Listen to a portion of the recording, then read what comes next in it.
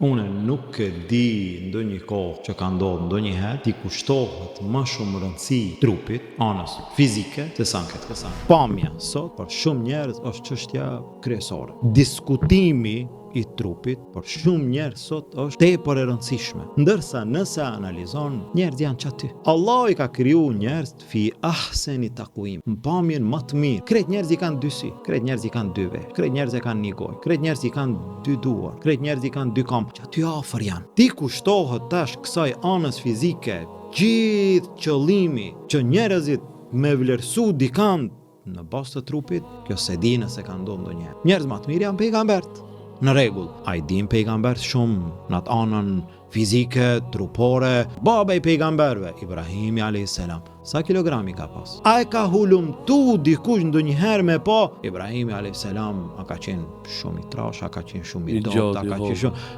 Pse? Nuk është kjo çështja kryesore, po çka dim ne për Ibrahimin a.s.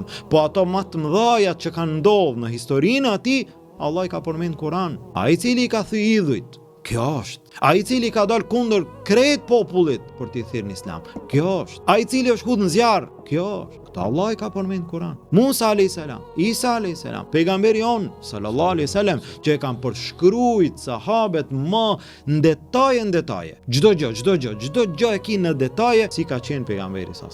Po kur sahabet nuk janë marrë me anën trupore, anën fizike, mesazhi i pejgamberit sallallahu alaihi wasallam, thirrja e pejgamberit sallallahu alaihi wasallam, sakrifica, fuqia, aftësia, drejtësia, mëshira me njerëzit, dhe raporti, gjitha këto gjëra janë transmetuar në hadithe, detaje, gjitha gjërat. Sahabet, gratë që kanë jetuar në atë kohë, dhe shikojë ti mandej në këtë kohë. Sa i kushtohet rëndësi. Edhe ato kanë qenë gra. Edhe prej atyre ka pas të bukura, më të mirat e kohës. Mirë, po nuk ka qenë ajo çështja kryesore që janë vlerësu më e bukura e grave të asaj kohë. Po cila ka qenë? Ka qenë Hatixha. Ne nuk e dim, a ka qenë e bukura, a nuk ka qenë sa kilogrami ka pas, çfarë? Që kanë kushtuar rëndësi kësaj.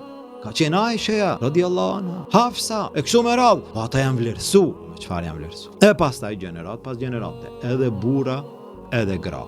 Nuk të bie, nuk mundesh me pa dikun që vlerësohet dikush se pamja trupore, fizike ka qenë, nuk ka, nga se nuk i kanë kushtuar rëndësi. Cili popull ka arrit diçka me këtë qëllim? Nëse një popull, krejt populli, i kushtojnë rëndësi pamjes fizike, dhe krejt mundon me kanë pamjen më të bukur, ku arrin? Që është arritja? Po, popujt kanë arrit me fuqi, me ekonomi, me investim, dituri, me investim në aspekte tjera, kanë arrit popujt, kanë ecë përpara, e kanë udhëheq botën. Mirë, po me çfarë?